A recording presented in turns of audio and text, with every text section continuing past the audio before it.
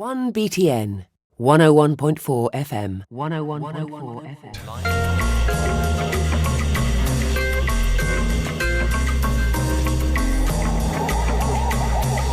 But I'm very happy to say that joining me in the studio now is none other than Primal Scream's piano-playing legend and all-round musical don, Mr. Martin Duffy. How are you doing, Martin? I'm good, thank you. Yeah.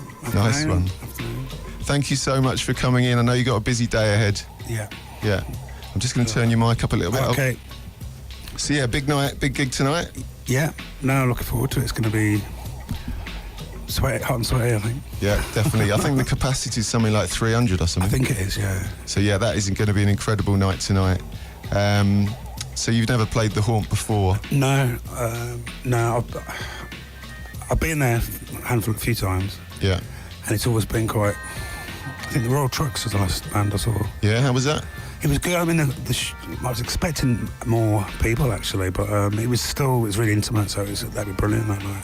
Fantastic. They're a band I really want to check, actually. Bobby Gillespie always bigs them up. Yeah, I think they've got a new album that's just only been out in about a month or something. It sounds... What I've heard of it's really good. Cool. So what was the thinking behind doing the small gigs? Well, I suppose we've got... They're kind of... I don't know if they're like warm-up shows. We haven't played for a while, so it's good to play somewhere intimate. We've got a gig in the next weekend, Victoria Park, so it's good to play a couple of gigs. And that's the Way Out East Festival, is it? It's All Points East. All Points East. I think that's what it's called, yeah. So that'll be good. That'll be a good night as well. Wicked. And when was the last time you played a really small venue? Can you remember? Let me think. Been a while, I imagine.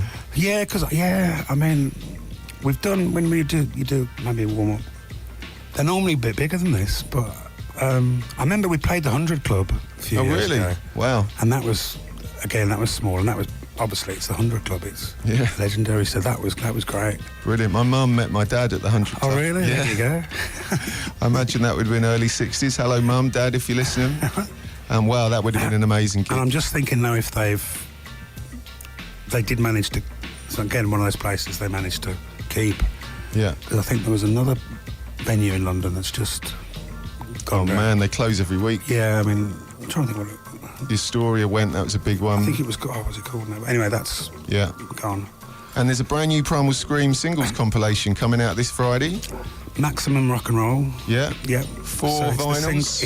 I think it's 2 separate albums.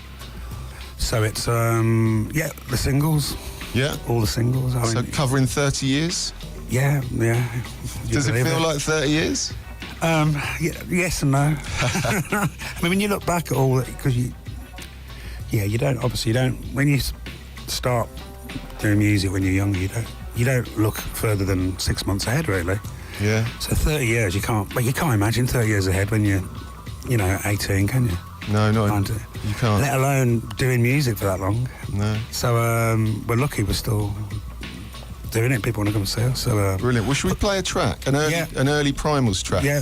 Okay, what one should we play? Do you want to... Imperial? Yeah, wicked. Imperial. Let's do it.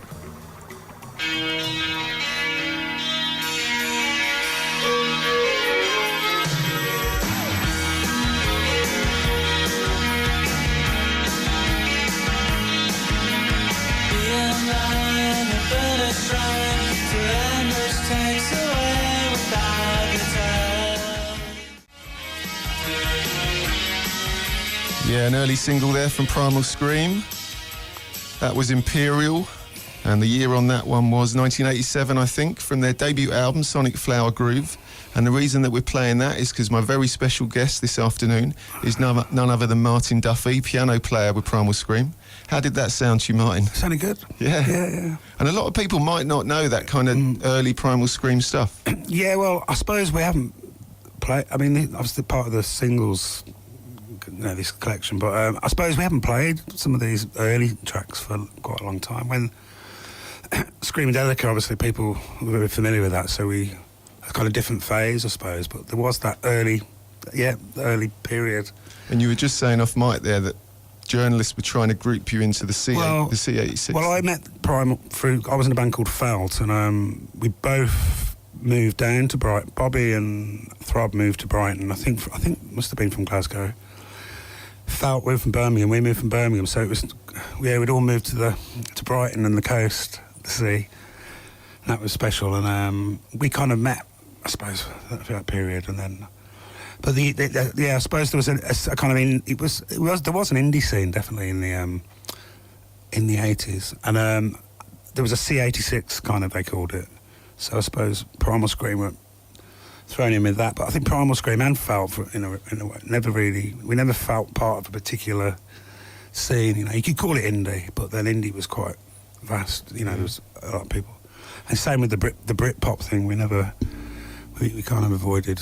We weren't thrown in with that either. And you played on that track we just heard? I'm not sure. I played on the album, the first album. There was a couple of tracks, but I'm not sure about. But that. you were in Felt when you played on. Yeah. Well, we were both obviously met through Creation Records. Felt on Creation Records, Primal Scream, both obviously Alan McGee. So that's where I met them. We did gigs together. We used to do gigs. Quite small gigs.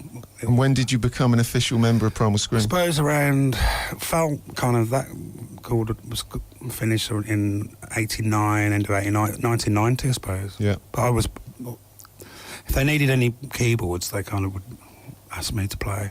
Yeah. And then I gradually just didn't. I think we went to do it live and then just didn't leave. Didn't leave. 30 years later. Yeah.